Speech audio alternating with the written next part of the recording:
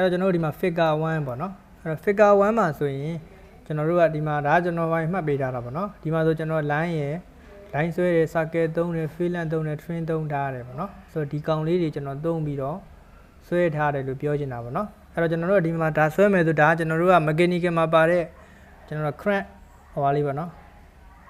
ဒီ crank ပေါ့နော်ဒီဟိုလေတဲ့ဒုဆက်ကလေးပေါ့ပြောရင်တော့ပစ္စည်းလေးတစ်ခုပေါ့နော် mechanical မှာသုံးတဲ့ machine မှာသုံးတဲ့ပစ္စည်းတစ်ခုအဲ့ဒီမှာဆိုကျွန်တော်တို့က unit ကိုကျွန်တော်တို့ကြည့်မယ်ဆိုရင်သူကပါလဲဆို 1.2500 ပေါ့နော်ဆိုတော့အဲ့ဒါကြတော့ကျွန်တော်တို့ကပြောရင်တော့မီလီမီတာအောင်မှတော်တော်သေးတဲ့ size နဲ့ကျွန်တော်ဆွဲပေးထားတာပေါ့နော်အဲ့တော့အဲ့ဒါစဆွဲမယ်ဆိုရင်လက်ရှိကျွန်တော်ဆွဲတဲ့ဟာကိုကျွန်တော်ပိတ်လိုက်မယ်ပိတ်ပြီးတော့ကျွန်တော်တို့က file ထဲမှာကျွန်တော် new ပေါ့နော် new မှာကျွန်တော်တို့ကဒီ architecture ကျွန်တော် metric နဲ့ပဲကျွန်တော်ဖွင့်လိုက်မယ်ပေါ့နော်ကျွန်တော်က unit တွေပါမချိန်ရင်လို့ပေါ့နော် okay ဖွင့်ပြီးသွားရင်ကျွန်တော်တို့ကဒီ model တွေကိုကျွန်တော်တွားလိုက်တယ်တွားပြီးသွားရင်ကျွန်တော်ဒီမှာဘာဆွဲမှာလဲဆိုဒါလေးကျွန်တော်စဆွဲတော့ဆွဲတော့မှာဆိုလို့ရှိရင်ကျွန်တော်တို့ကဒီမှာကြည့်လိုက်ရင်ဒီ circle လေးဒီဟာလေးကိုကျွန်တော်အရင်စဆွဲမယ်ပေါ့နော်ဆိုတော့ဒီကောင်လေးကကျွန်တော် 0.75 ကျွန်တော် radius ရှိတယ်ဒီကောင်ကျတော့ 1.25 ဆိုတော့ကျွန်တော်နှစ်ဆဖြစ်သွားတာပေါ့နော်ဒီကောင်လေးတွေနှစ်ဆဖြစ်သွားတယ်ပြီးရင်ဒီ circle လေးကနေပြီးတော့ဒီဘက်ကိုဒီ 1.25 ပဲဒီဘက်မှာနောက်တစ်ခုလာအဲ့ကောင်7กว่าပါတယ်နော်ဆိုတော့တစ်ခုချင်းသွားမယ်ပေါ့နော်ပြီးရင်ဒီကောင်2กว่าတယ်ဒီကောင်ရဲ့ diameter ဒီ1ရှိတယ်ဒီကောင်ဒီ 1.2.5 เนาะဒီကောင်လေး3ခုကိုကျွန်တော်အရင်စပြီးတော့ကျွန်တော်တို့ဆွဲလိုက်မယ်ပေါ့เนาะအဲ့တော့ဆွဲလိုက်မယ်ဆိုရင်ကျွန်တော်တို့ဘယ်ကိုသွားမလဲဆိုရင်ဒီမှာကျွန်တော်တို့ကဟိုဒါကိုသုံးတတ်တဲ့ shortcut key နဲ့လည်းသုံးလို့ရပါတယ်ချုပ်မထားဘူးပေါ့เนาะအဲ့ကျွန်တော်တို့ဒီမှာ circle တစ်လုံးကျွန်တော်ဆွဲလိုက်တယ် circle ကိုမှကျွန်တော် radius ပေါ့เนาะ radius ကိုမှကျွန်တော်တို့ကပေါင်း 0.75 enter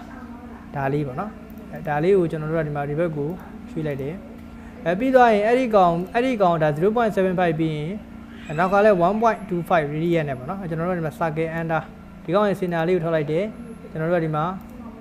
r enter ပေါ့နော်ကျွန်တော်တို့ 1.25 enter ဒါမျိုးနောက်တစ်ခုကကျွန်တော်ဒီကောင်လေးကိုဒီဘက်ကိုရွှေ့ရင်ကျွန်တော်တို့ကဒါလေးက 1.25 ဒီကောင်နဲ့အတူတူပဲပေါ့နော်ဒီကောင်ကကျွန်တော်7ဆိုတော့ဒီကောင်လေးကိုကျွန်တော် copy ဒီမှာကျွန်တော် auto on လိုက်တယ်ပြီးဒီဘက်ကိုကျွန်တော်တို့7ဒါမျိုးပေါ့နော်โอเคဒါပြီးသွားရင်နောက်တစ်ခုကကျွန်တော်ဒီကောင်လေးကိုcircle ကိုကျွန်တော်တို့ diameter 1ပေါ့နော်ဒီကောင်2ရှိတယ်ဒီဘက်ကိုသွားတယ်အဲ့တော့ကျွန်တော်တို့ဒီမှာ circle ကလစ်ချတယ်ကျွန်တော်တို့က diameter ဒီကျွန်တော်တို့က1နော်ဒီကောင်ကိုကျွန်တော်တို့ဘယ်လောက်သွားလဲဆို2အနေနဲ့သွားတယ်ပေါ့နော် move enter ဒီဘက်ကိုကျွန်တော်တို့က2နော်2ပြီးတော့ဒီကောင်လေးရလဲကျွန်တော်ဒီဘက်ကိုဘယ်လောက် 2.5 ကျွန်တော်ဆက်သွားတယ်ပေါ့နော်ဒီကောင်ဆက်လက်မှတ်တဲ့ circle ဒီဘက်ကိုကျွန်တော် 2.5 enter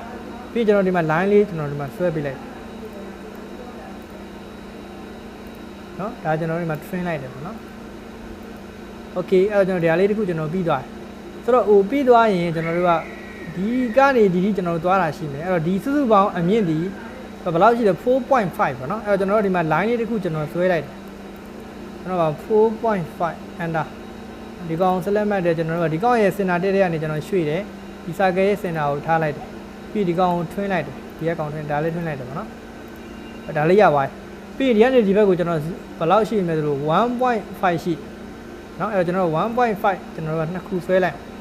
ဒီကနေဒီဘက်ကို1.5 enter ဒီကနေဒီဘက်ကိုကျွန်တော်တို့က1.5 enter အဲ့လေပေါ့နော်အဲ့တော့ကျွန်တော်တို့ပြီးသွားရင်ဒီနားလေးမှာလည်းကျွန်တော်တစ်ခုဆွဲပေးရမှာပေါ့နော်အဲ့တော့ဆွဲပေးရမှာဆိုရင်ကျွန်တော်တို့ဒီကောင်ကကျွန်တော်တို့ကဘယ်လောက်0 radius ကကျွန်တော်တို့1ရှိတယ်ပေါ့နော်